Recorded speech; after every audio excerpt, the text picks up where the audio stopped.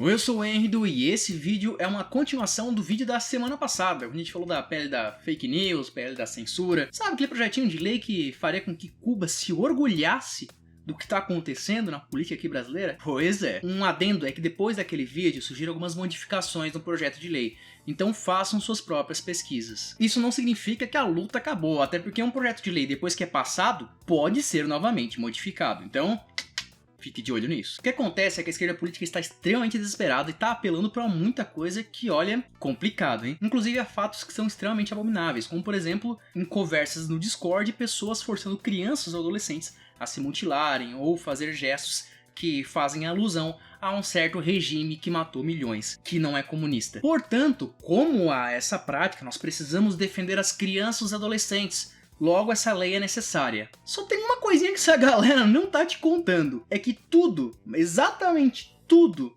que eles denunciam que acontece, que precisa do projeto de lei para poder impedir que isso acontece, já existe uma lei tipificando como crime. E é o que eu vou mostrar para vocês hoje. Por exemplo, o Fantástico foi lá, fez um programa nada emocional, né, Fantástico? Pô, extremamente nada abusivo, nada apelativo, extremamente 100% aí para apoiar um projeto de lei que pode dar aí muitas receitas para as mídias tradicionais, né? Achei muito, tocou meu coração esse documentário que o do Fantástico fez aí, tocou meu coração, eu fiquei até mal pelo vídeo que eu fiz. Eu tenho um porém, né, Fantástico, porque as coisas que você colocou lá, né, por exemplo, isso que eu acabei de denunciar, de pessoas forçando a outras pessoas a se mutilarem, já tá tipificado, né? Tá lá no artigo 122 do Código Penal. Nas exatas palavras: induzir ou instigar alguém a suicidar-se ou prestar-lhe auxílio material para que o faça, leva a pena reclusão de 1 ano a 3 anos. Beleza, então se alguém fez isso no Discord, se alguém fez isso fora do Discord, já tá tipificado como crime. Então assim, se o Fantástico ou qualquer outra pessoa que esteja defendendo esse projeto de lei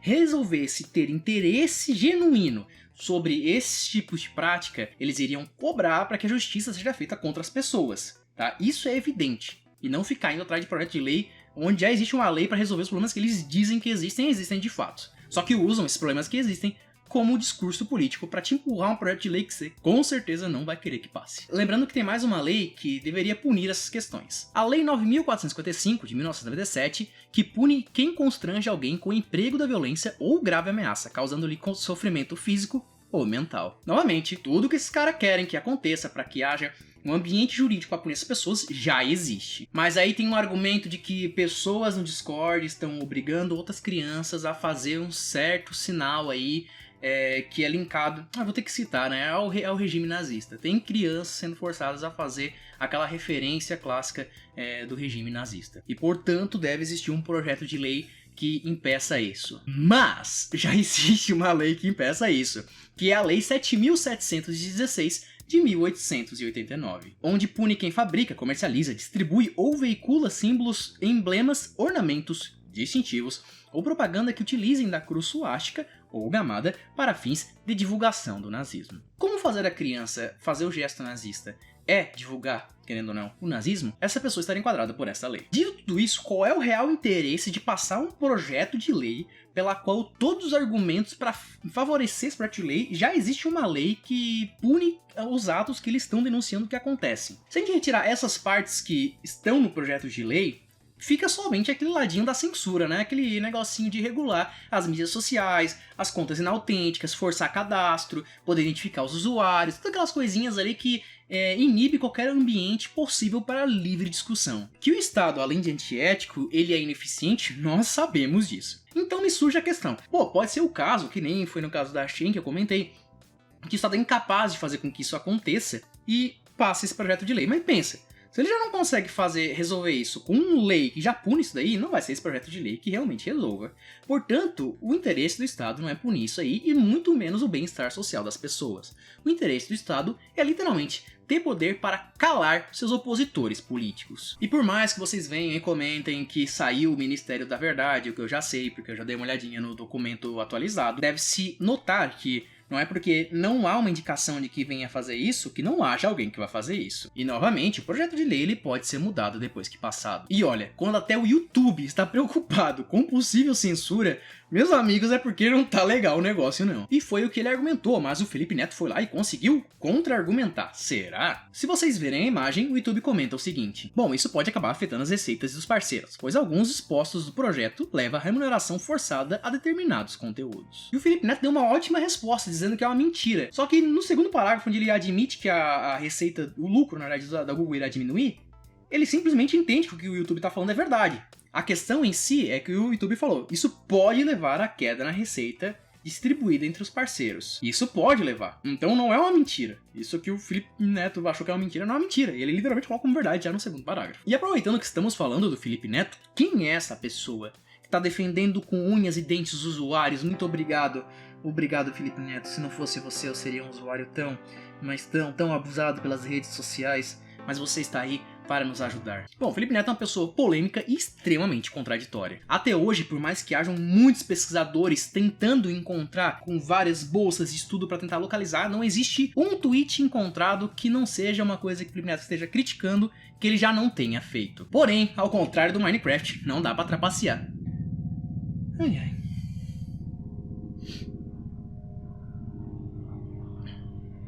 Porém, ao contrário do Minecraft, não dá pra trapacear na vida real e a história acaba sendo cruel com essa galera. Perceba, se você parar pra pensar, em 2010, a popularidade do Felipe Neto se deu pelo que hoje conhecemos como seus discursos de ódio. Isso levou a ter uma certa atenção da grande mídia, a mídia tradicional. Isso mesmo, assim como os Mamonas Assassinas, se o Felipe Neto surgisse hoje com os conteúdos que ele fazia, ele provavelmente seria barrado, impedindo ele de melhorar como ele acha que fez do longo de sua vida. Mas deixando isso de lado, depois de 2016, Felipe Neto simplesmente deixou para trás essas atividades que ele colocou como não faz sentido, que era o quadro que ele fazia, para direcionar o seu conteúdo para quem acredita nas coisas que ele fala. Crianças e adolescentes. O que pode se chamar de faz sentido, né? Até porque realmente faz sentido. E aí fica a pergunta, mas por que isso afetaria a sua afirmação de que o Felipe Neto não liga para os usuários? O histórico dele não demonstra que ele tem real interesse pelas pessoas, ou pelo bem-estar das pessoas, ou pelo bem-estar dos usuários, ou melhor ainda, pelo bem-estar das crianças. Veja, não sei se vocês sabem, mas em 2017, o Rogério Bettin, é esse o nome dele? O Rogério Bettin, ele denunciou o canal do Felipe Neto por ter más práticas. Aparentemente tinha um programa onde as crianças ligavam pro Felipe Neto para poder conseguir, não sei o que eles conseguiriam, e querendo ou não, isso acabava levando uma receita maior ao Felipe Neto. E sejamos honestos, você já teve 9 anos, estava na televisão assistindo Bom Dia Companhia e simplesmente foi lá e tentou ligar pro Bom Dia Companhia. Eu já fiz isso, umas 2 vezes por sinal. Então as crianças elas acabam tendo essa facilidade de ligar, o que gera uma preocupação, porque se elas ligam e não obtêm o que querem, como elas não têm a percepção de custo monetário e outras implicações de uma ligação e tudo mais, ou quanto que vai custar uma ligação e tudo mais, elas simplesmente vão lá e tentam ligar de novo. Por isso que na época, o Felipe Neto fez vários vídeos comentando que não, você pode ligar porque vai ser atendido só uma vez e você não vai poder ligar de novo. E foi justamente o que o Rogério demonstrou que é mentira. Isso mesmo, essa é a preocupação do Felipe Neto com as crianças. Aí você está se perguntando, bom, Felipe Neto, depois de demonstrado que ele estava errado, ele simplesmente retirou os conteúdos do ar, pediu desculpas e tentou arcar com os custos do ato que ele fez, certo? Errado. O que acontece é o seguinte, depois que o Rogério denunciou o Felipe Neto foi lá e tentou censurar o menino, processando ele em Rio de Janeiro ainda, né? E o Rogério, se não me engano, não mora em Rio de Janeiro, ele mora em outro lugar. O que fez o Rogério ter que ir à cidade pela qual ele estava sendo processado, que era bem longe, se não me falha a memória, para chegar lá e adivinha quem não compareceu? Isso mesmo, o Felipe Neto. Então todas essas acusações que foram feitas, se o Felipe Neto tivesse qualquer importância com as crianças, teria feito ele voltar atrás, ter pedido desculpas e não ter processado o cara que acusou. Mas é claro, porque não tinha um projeto de lei, né? Porque se não tiver um projeto de lei, aí não tem por que fazer. Aí você pode fazer o que você quiser. Então a gente pode concluir que não, as intenções do Felipe Neto não é o bem-estar dos usuários. Isso é uma mentira deslavada. Porque se ele tivesse qualquer preocupação, qualquer um desses casos, ele teria simplesmente mencionado isso agora e ter pedido desculpas a todo mundo e teria voltado atrás com suas ações. E teria tido custos, porque, querendo ou não, o ser humano só aprende com os custos. Daí surge o que eu carinhosamente nomeei de Síndrome do Felipe Neto. Foi num quadro lá do Vina Temomese. O que é o Síndrome do Felipe Neto? É você projetar aos outros problemas que você enxerga, mas que você pratica. Então é mais fácil você projetar para os outros e resolver nos outros. E fazer com que o Estado vá lá e principalmente corrija os outros, punindo eles. Porque você faz isso, mas você não consegue corrigir a si mesmo. Então é mais fácil você corrigir os outros. Esse é o síndrome do Felipe Neto. E também teve algumas acusações de más práticas, como aquele famigerado vídeo em que ele indica para as crianças irem lá no 4chan e simplesmente taxar-lhe mensagens nas pessoas, onde ele literalmente fala no vídeo que é um ambiente extremamente hostil pra criança, onde havia até pedofilia, então isso é extremamente complicado. E ele falava assim, não vai lá e enche de mensagem porque você vai incomodar os 4chan e não vai dar problema, né? A questão é que teve até um usuário que reclamou que uma criança usou um e-mail dela, e ela sendo mãe, pra se cadastrar nesse 4chan, os caras conseguiram acesso a e-mails, dados pessoais e criaram várias empresas no nome dessa pessoa. Então assim, não foi uma atitude muito louvável, né, senhor Felipe Neto? Que por sinal, na primeira oportunidade que ele teve de se desculpar e demonstrar real interesse pras pessoas, ele simplesmente acusou as pessoas que estavam comentando isso de espalhar fake news, dizendo que o vídeo dele não tinha possibilidade de uma criança acessar porque estava restringido para pessoas de 18 anos. Mas na época, e se precisar eu provo isso com o Wayback Machine, na época o vídeo dele não estava restringido para as pessoas de 18 anos. Ele ficou 3 anos para qualquer tipo de usuário. E durante 3 anos não tinha nem o barrinha mais 13, tá? Depois de 3 anos ele botou o barrinha mais 13 e aí eu acho que ele sentiu os probleminhas que estavam vindo e foi lá, colocou o barrinha mais 18. E aí veio com essa desculpinha esfarrapada, dando a entender que sempre teve essa restrição de 18 anos. Então assim, se tivesse real preocupação com as pessoas, principalmente com as crianças, com o adolescente, ele teria literalmente pedido desculpa, dito que errou e simplesmente iria arcar com os custos dos atos que ele cometeu. E como uma pessoa extremamente preocupada com tudo, nada incoerente, você lembra o que você estava fazendo em 2019, 2021? Saindo que você não estava, porque nós estávamos em lockdown, né, meu amigo? Nós, pelo menos, meros mortais. O Felipe Neto estava lá jogando uma bolinha, um futebolzinho, só que gravaram ele e disponibilizaram na internet. Ou seja, ele ia lá, tweetava várias vezes para as pessoas ficarem em casa, denunciava essas práticas como práticas indevidas, tinha consciência real de que era indevido, mas estava lá jogando futebol. Ou seja, era literalmente um lockdown para vocês e meu futebolzinho aqui para mim. Aí você tá falando, mas qual é a relação que isso tem com censura? Simples, porque quando for disponibilizado esses vídeos no Instagram, o Instagram baniu ele. Tanto é que o Thiago Life for Life falou assim, olha, não deveria ser banido esse tipo de conteúdo, porque realmente aconteceu. E você não vê o Felipe Neto falando pro Instagram, por que você deletou esse vídeo, hein? Por que você deletou? Por sinal, será que o Felipe Neto na época tinha os contatinhos dele no Instagram, como ele tinha do Twitter?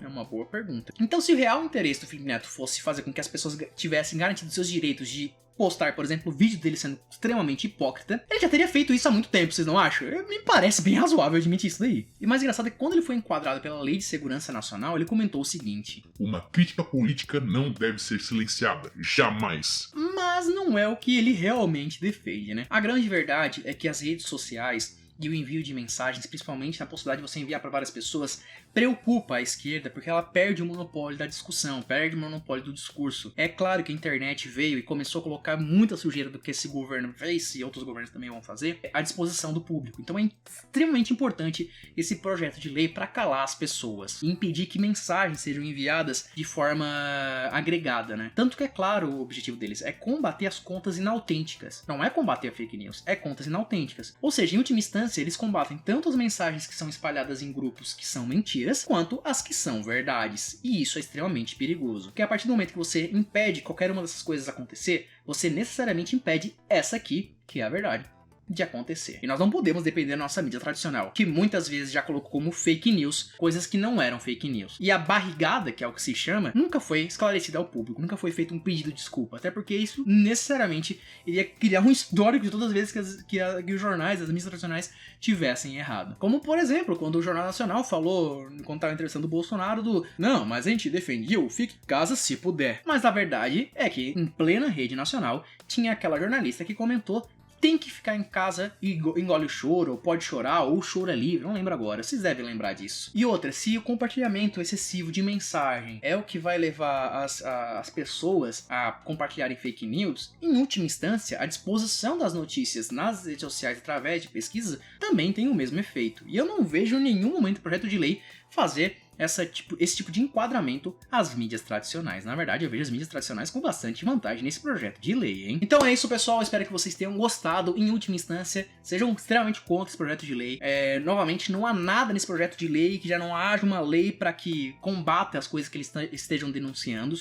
E devemos simplesmente ser capazes de separar a coisa boa do ruim, né? É o roio do trigo, o zóio do trigo, não lembro agora. Que é o seguinte: não é porque esse pessoal tem usado isso como desculpa política pra passar, isso que é, esses acontecimentos no Discord, que o que acontece não é verdade e não é preocupante. É verdade e é preocupante. Só que isso está sendo usado como manobra política para passar esse projeto de lei. E é isso que a gente está combatendo. Em nenhum momento foi declarado nesse vídeo que não acontece. Na verdade, foi deixado bem claro várias vezes. Acontece, infelizmente acontece, deve ser combatido, evidentemente. Mas não através de um projeto de lei que simplesmente traz aí a censura a todos. É isso, eu sou o Henry do Projeto Sol, um grande abraço e até mais.